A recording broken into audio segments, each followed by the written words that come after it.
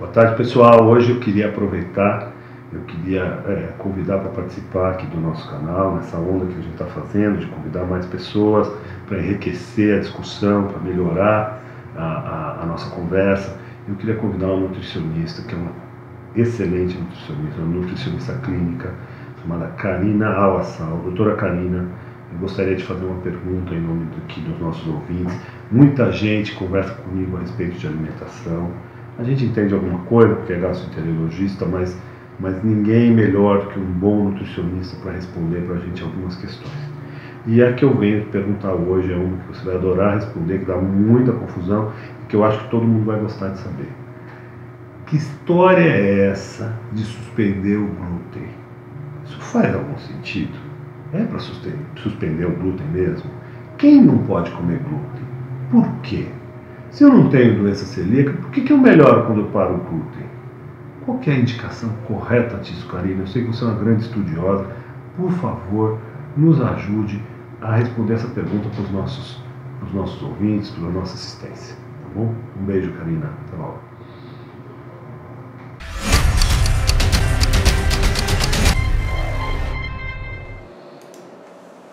Olá, como o Fábio falou, meu nome é Karina, sou nutricionista clínica e vou responder eu achei legal a pergunta que ele fez porque acho que é dúvida de muita gente. Então, primeiro eu queria falar um pouco do que é o glúten, da onde vem, onde encontra o glúten. Ele é uma proteína de alguns cereais, trigo, centeio e cevada. Então ele é uma parte da composição desses cereais que a gente vai encontrar em pães, massas, bolachas, biscoitos, tudo que é farinha refinada e seus derivados, tortas, então você vai encontrar o glúten. Quem não pode comer glúten de jeito nenhum são os pacientes que têm a doença celíaca, que é uma doença autoimune que não reage bem com glúten. Essa pessoa não pode comer porque ela não vai ter a metabolização e vai muito pelo contrário, vai prejudicar o intestino dessa pessoa. Ela não pode comer agora e para o resto da vida, isso não é reversível, tá? Então esses não podem.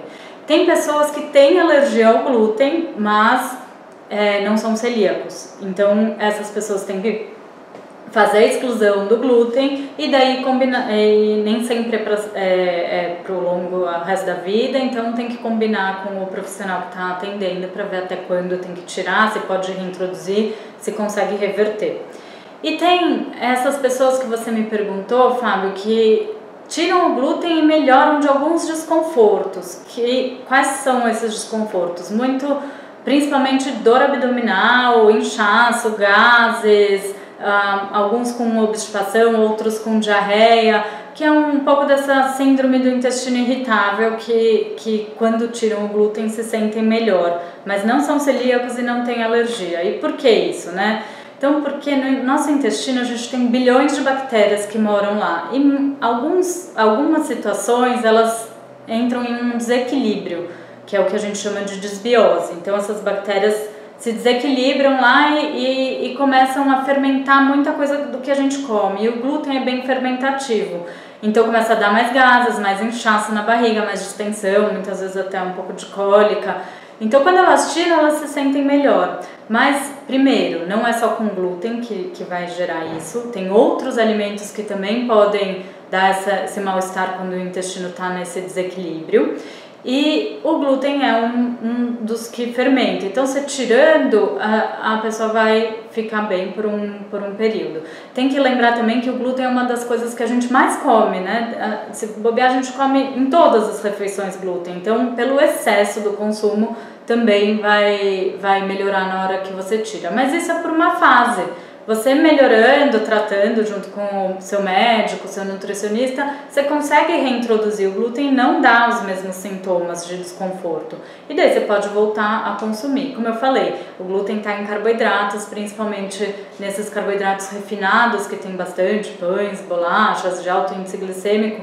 E a maior parte das pessoas faz excesso desse consumo de carboidratos. Então, nunca é legal você voltar a consumir o glúten depois que você tirou por um tempo em excesso, porque esses carboidratos não vão te fazer bem, não é nem só pela questão da fermentação, porque eles vão engordar, podem aumentar risco de diabetes e entre outras coisas.